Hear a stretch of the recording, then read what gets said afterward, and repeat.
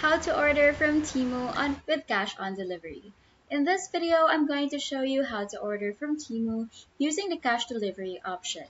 First, open the Temu app or go to their website, and then browse through the items you want and add them to your cart. Now, you can see your cart from here. Let's just click on Go to Cart.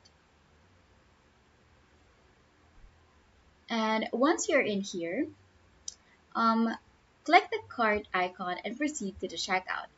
In here, fill in your shipping details carefully, making sure your name, phone number, and address are correct. Now, when you reach the payment method section, look for the option that says cash on delivery. You can see it right here. You can see it has the text COD. Not all regions offer this, so if you don't see it, it might not be available in your area.